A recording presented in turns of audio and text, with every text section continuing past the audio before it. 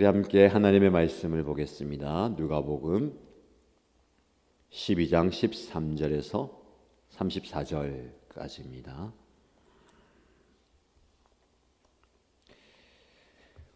오늘 저와 여러분이 함께 묵상할 말씀은 누가복음 12장 13절에서 34절입니다. 함께 읽겠습니다. 무리 가운데서 어떤 사람이 예수께 말하였다. 선생님, 내 형제에게 명해서 유산을 나와 나누라고 해주십시오. 예수께서 그에게 말씀하셨다. 이 사람아, 누가 나를 너희의 재판관이나 분배인으로 세웠느냐? 그리고 사람들에게 말씀하셨다. 너희는 조심하여 온갖 탐욕을 멀리하여라. 재산이 차고 넘치더라도 사람의 생명은 거기에 달려있지 않다. 그리고 그들에게 비유를 하나 말씀하셨다. 어떤 부자가 밭에서 많은 소출을 거두었다. 그래서 그는 속으로 내 소출을 쌓아둘 곳이 없으니 어떻게 할까 하고 궁리하였다. 그는 혼자 말하였다. 이렇게 해야겠다. 내 곡간을 헐고서 더 크게 짓고 내 곡식과 물건들을 다 거기에다가 쌓아두겠다. 그리고 내 영혼에게 말하겠다. 영혼아, 여러 해 동안 쓸 많은 물건을 쌓아두었으니 너는 마음 놓고 먹고 마시고 즐겨라. 그러나 하나님께서 말씀하셨다. 어리석은 사람아, 오늘 밤에 내 영혼을 내게서 도로 찾을 것이다. 그러면 내가 장만한 것들이 누구의 것이 되겠느냐? 자기를 위해서는 재물을 쌓아두면서도 하나님께 대하여는 부요하지 못한 사람은 이와 같다. 예수께서 자기의 제자들에게 말씀하셨다. 그러므로 내가 너희에게 말한다. 목숨을 부지하려고 무엇을 먹을까 하고 걱정하지 말고 몸을 보호하려고 무엇을 입을까 하고 걱정하지 말아라. 목숨은 음식보다 더 소중하고 몸은 옷보다 더 소중하다. 까마귀를 생각해 보아라. 까마귀는 씨를 뿌리지도 않고 거두지도 않고 또 그들에게는 곳간이나 창고도 없다. 그러나 하나님께서 그들을 먹여주신다. 너는 새보다 훨씬 더 귀하지 않느냐? 너희 가운데서 누가 걱정한다고 해서 제 수명을 한순간인들 늘릴 수 있느냐? 너희가 지극히 작은 일도 못하면서 어찌하여 다른 일들을 걱정하느냐? 백합꽃이 어떻게 자라는지를 생각해 보아라. 수고도 하지 아니하고 길쌈도 하지 아니하는다. 그러나 내가 너희에게 말한다. 자기의 온갖 영화로 차려입은 솔로몬도 이 꽃 하나만큼 차려입지 못하였다. 믿음이 적은 사람들아, 오늘 들에 있다가 내일 아궁이에 들어갈 풀도 하나님께서 그와 같이 입히시거든 하물며 너희야 더 잘 입히지 않으시겠느냐? 그러므로 너희는 무엇을 먹을까 무엇을 마실까 하고 찾지 말고 염려하지 말아라. 이런 것은 다 이방 사람들이 추구한 것이다. 너희 아버지께서는 이런 것이 너희에게 필요하다는 것을 아신다. 그러므로 너희는 그의 나라를 구하여라. 그리하면 이런 것들을 너희에게 더하여 주실 것이다. 두려워하지 말아라. 적은 무리여, 너희 아버지께서 그의 나라를 너희에게 주시기를 기뻐하신다. 너희 소유를 팔아서 자산을 베풀어라. 너희는 자기를 위하여 낡아지지 않는 주머니를 만들고 하늘에다가 없어지지 않는 재물을 쌓아두어라. 거기에는 도둑이나 좀의 피해가 없다.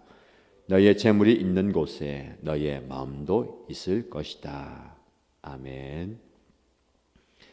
오늘도 하나님께서 우리에게 귀한 말씀을 주십니다. 이 말씀을 통해서 나를 돌아보고 또 내일을 살아갈 수 있는 지혜를 얻기를 축복합니다. 예수님께서 사역을 하실 때에 여러 다양한 그 처지와 형편에 있는 사람들이 예수님을 찾아와서 그들의 문제점을 예수님께 내어놓았을 때에 예수님께서 해결해 주셨습니다. 오늘은 특별한 한 사람이 특별한 문제를 가지고 옵니다. 오늘 말씀 보니까 무리 가운데 어떤 사람이 예수께 찾아와서 이렇게 요청합니다. 선생님, 내 형제에게 명해서 유산을 나와 나누라고 해주십시오. 아마도 아버지가 돌아가시면서 유산을 형제들이 상속받았는데 형이겠죠. 마지가 재산을 많이 이제 받습니다. 우리에게는 그 유산이 조금 돌아와서 그 형이 알아서 우리에게 좀 분배해 주면 좋을 텐데 그러지 않는다는 겁니다. 답답하고 속상해서 예수님을 찾아왔어요. 이 말씀을 읽으면서 참 다양한 문제를 가지고 예수님 찾아오는 거구나. 이런 것을 가지고도 찾아오는 사람들이 있구나라고 생각했는데 아니나 다를까 예수님께서 그 사람에게 뭐라고 얘기합니까? 이 사람아, 누가 나를 너희의 재판관이나 분배인으로 세웠느냐? 오죽 답답하면 예수님께 나와서 제 형에게 좀 얘기해 주세요. 그럼 예수님의 말을 좀 듣지 않겠습니까? 근데 예수님은 이 사람아, 내가 너희의 그런 유산 다툼과 분쟁 해결해 주는 사람이냐라고 얘기하는 겁니다. 그래서 사람들에게 얘기하죠. 너희는 조심하여 온갖 탐욕을 멀리하라. 답답한 마음 가지고 와서 이 재산을 좀 나눠주도록 요청하는 사람에게 한마디 하고 다른 주변에 많은 사람들 그 이야기를 들었겠죠. 탐심을 멀리해라. 탐욕을 멀리해라. 답답해서 문제를 해결받고 싶어서 왔는데 예수님은 그 마음에 있는 탐욕을 경계하라라는 겁니다. 우리의 일상생활에도 이런 답답한 문제를 가지고 예수님께 기도할 때가 있잖아요. 하나님이 어떻습니까? 좀 해결해 주십시오. 예수님께서 우리에게 그 안에 그 마음이 탐욕은 아니냐라고 말씀하시는 것 같아요. 그러면서 재산이 차고 넘치더라도 사람의 생명은 거기에 달려 있지 않다. 무슨 말씀입니까? 재물과 재산이 중요하고 필요하지만 생명보다 소중하지 않다라는 겁니다. 집안에서 형제간의 유산 다툼이 얼마나 큰 문제가 되는지 우리가 많이 보지 않습니까?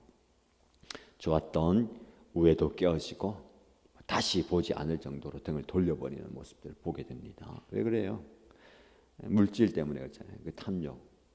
그래서 사람을 잃어버리는 겁니다.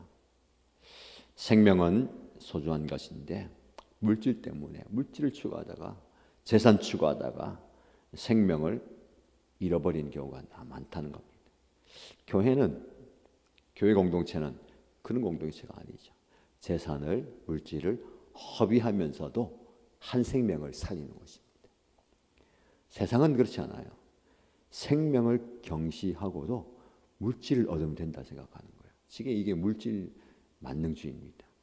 많은 사람들이 거기에 갇혀 있고 거기에 묶여 있어요. 내가 노력해서 얻은 물질인데, 내가 애를 써서 얻은 돈인데 이걸 잃어버리면 안 되는 겁니다. 설령 사람은 잃어버려도 절대로 그렇지 않습니다. 예수님께서는 어떤 것보다 처다의 한 생명이 소중하다라고 말씀합니다. 우리는 그 가치관을 가져야 됩니다. 모든 것을 다 허비하고 한 영혼을 살릴 수 있어야 되는 겁니다. 그러면서 예수님께서 말씀하시죠. 한 비유를 들어서 말씀합니다. 어떤 부자가 밭에서 소출을 거두었는데 그 해도 농사가 잘 되었어요. 소득이 너무 많아가지고 걱정이 생겼습니다. 지금 이 거두어들인 것을 내가 쌓아둘 곡간이 부족하다. 지금 곡간은 차고 넘친다. 여기다 더 넣을 수가 없다. 여기까지 묵상하며 나도 그러면 좋겠다 라는 생각이 들잖아요. 우리 곡간은 어떻습니까? 늘 비어있잖아요. 아닙니까? 늘 채워졌습니까? 근데 이 사람은요, 우리와는 다른 고민을 하는 거예요. 우리는 어떻게 채울까? 어떻게 하면 좀 이 빈공간을 채워볼까라는 고민인데 다 차고 넣을 수가 없어요. 제가 감히 여러분에게 이런 복을 받으라고 얘기 못하겠습니다.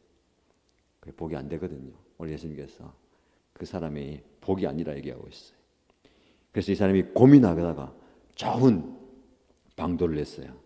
지금 곳간을 헐어버리고 더 크고 더 넓은 곳간을 짓자. 그리고 내 모든 것을 거기다 넣으면 되겠다. 이제 잠이 편안하게 오는 거예요. 그러면서 스스로 얘기합니다. 이제 걱정하지 마라. 염려하지 마라. 고민 해결되었다. 거기다 다 넣고 마음 놓고 먹고 마시고 즐겨라. 왜? 오늘 올해 먹을 것뿐만 아니라 내년에 그 해에 그 다음 해에 먹을 게 쌓여 있으니까 걱정하지 마라 라고 얘기하는 거예요. 이 부자의 모습이 우리의 모습인 것 같아요. 곳간을 우리가 채우기 위해서 얼마나 애를 쓰고 많이 노력합니까? 그 곳간이 채워지면 마음이 든든한 거예요. 잠도 잘 오면서 이제 좀 안심이다. 예수님께서 그 부자를 향해서 어리석은 사람이다 라고 얘기합니다. 스스로는 지혜롭다, 참 잘했다 라고 생각하지만 예수님이 볼 때는요 너무 어리석은 사람이에요. 왜 그럴까요? 뭐가 어리석은 사람일까요?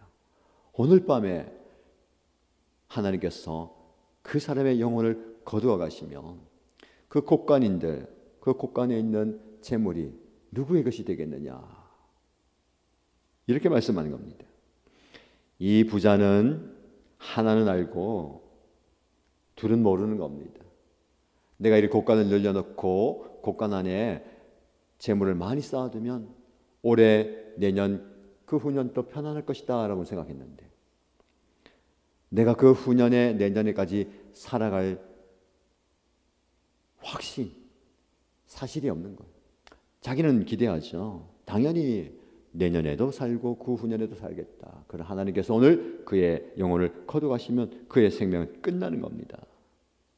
우리도 이 말씀 앞에 겸손히 나가야 됩니다.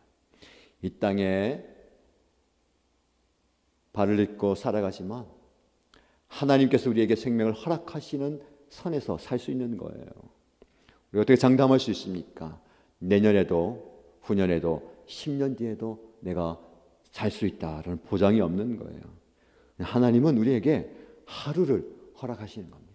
그래서 오늘 하루를 우리에게 허락하신 하나님께 감사하면서 감격하면서 살아가는 거예요. 그러면서 예수님은 이렇게 말씀하십니다. 자기를 위해서는 재물을 쌓아두면서도 하나님께 대하여는 부유하지 못한 사람이 어리석은 사람이다. 자기의 곳간을 늘려가면서 오늘 말씀처럼 내 곳간을 더 크게 짓겠다. 그런데 하나님의 곳간, 하늘의 곳간에는요 텅텅 비어 있는 겁니다. 오늘 말씀을 묵상하시면서 내 곳간을 채워달라고 기도하는 만큼, 내 곳간을 채우기 위해서 애를 쓰는 만큼 내 영적인 곳간은 어떻게 되어 있는가를 돌아보시기 바랍니다. 세상 일에 분주하고 바쁠수록 그 곳간을 채워가면 채워갈수록 내 영적인 하늘의 곳간은 텅텅 비어가고 있지는 않는지 돌아보셔야 됩니다. 이어지는 말씀에 보면 너희는 무엇을 먹을까, 무엇을 입을까 걱정하지 마라. 까마귀를 보아라. 하늘나는 새를 보아라. 백합화를 보고 풀을 보아라. 하찮은 그런 동식물도 하나님이 먹이시고 입히시고 기르시는데 너희일까 보냐.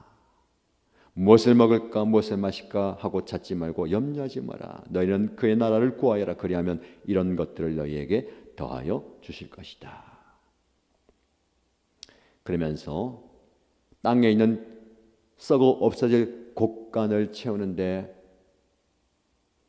신경 쓰는 것만큼, 아니 그보다 하늘에다가 없어지지 않는 재물을 쌓아두어라 라고 말씀합니다. 여러분, 우리 예수님께서 저와 여러분에게 이 땅의 곳간이 필요 없다라고 말씀하시는 것 아닙니다. 이 땅의 곳간을 채우는 것 이상으로 하늘의 곳간을 채우라고 말씀하세요. 자, 이 말씀과 함께 오늘 철로역정 묵상집을 보면 이어지는 또 묵상 내용이 있습니다. 순례자가 해석자와 함께 방들을 돌아보고 여러 가지 모습을 보면서 신앙의 여정을 살펴보는데 오늘 묵상 내용에 보면